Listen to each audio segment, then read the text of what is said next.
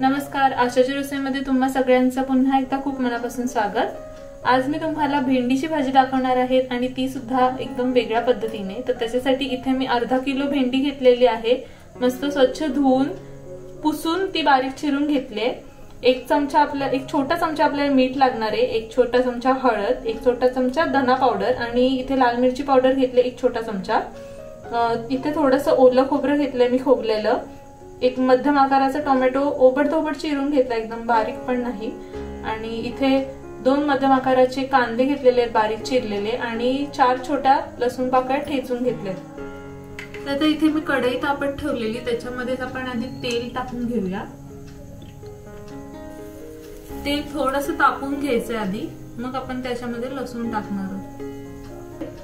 त्यामध्ये लसूण टाकून घेते। लसूण थोडीशी परतून घ्यायची तेलात।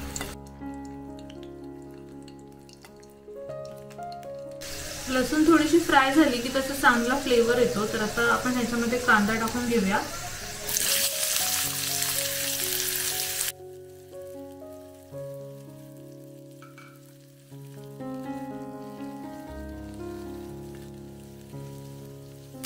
आता आपल्याला हा कांदा मध्यम आचेवरती फ्राय करून घ्यायचा, थोडासा मऊसूत होईपर्यंत। आता कांदा थोडासा मऊसूत फ्राय झालाय चांगला, तर त्याच्यामध्ये आपण टोमॅटो टाकून घेऊया।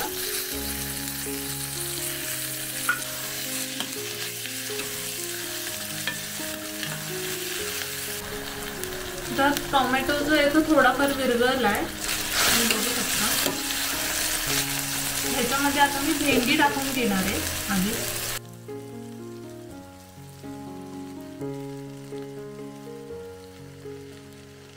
तर इथे कांदा टोमॅटो नंतर आपण डायरेक्ट भेंडी टाकली आहे मसाले टाकण्याऐवजी, कारण जर आपण मसाले आधी टाकले आणि मीठ आधी टाकलं तर जी भेंडी आहे तिला तारा सुटतील आणि ती चिकट होईल।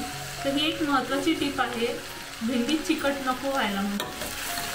आता ही भेंडी आपण ह्याच्यात थोडी फ्राय करून घेऊया आणि फास्ट गॅसवरती करायचं आहे, म्हणजे ते जास्त चिकट होणार नाही।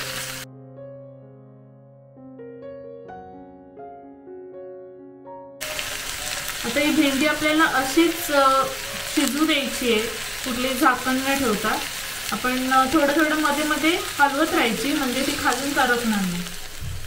तर आता आपण ही भेंडी मस्त फ्राय करून घेतल्या। तर मी तुम्हाला दाखवते, याचं चिकट जे तारा असतात ना ते गेलेले आहेत पूर्णपणे, बघा सुटसुटीत झाली चांगली।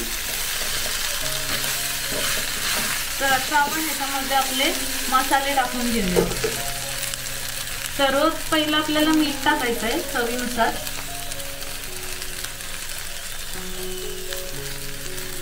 मग आपण जे मसाले घेतले जसे हळद, धना पावडर, मिरची पावडर ते सगळं टाकून घ्यायचं।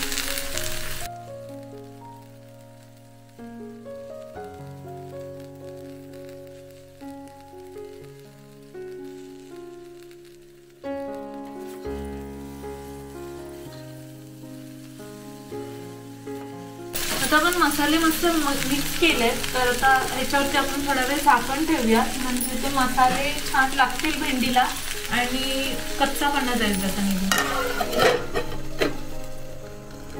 तर आता 2 ते 3 मिनिटं झालेली आहेत, आपण झाकण ठेवलेलं त्याला। बाकी भेंडी आता तयार झाली। ह्याच्यामध्ये जे खोबरं घेतलं होतं खोबलेलं ते टाकून घ्यायचंय, मिक्स करायचं आणि मग गॅस बंद करून द्यायचा।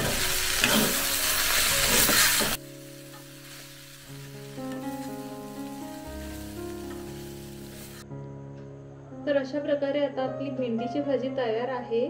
ही आपण नेहमी मिरची टाकून बनवतो तशी नाही आहे, वेगळी आहे। तुम्ही सुद्धा ही भाजी नक्की ट्राय करून बघा, सगळ्यांना नक्की आवडेल। व्हिडिओ जर तुम्हाला आवडला असेल तर हा व्हिडिओला नक्की लाईक करा, शेअर करा आणि आमच्या चॅनलला सबस्क्राईब केलं नसेल तर ते सुद्धा करा। भेटूयात अशाच नवीन रेसिपी सोबत नवीन व्हिडिओमध्ये, तोपर्यंत धन्यवाद।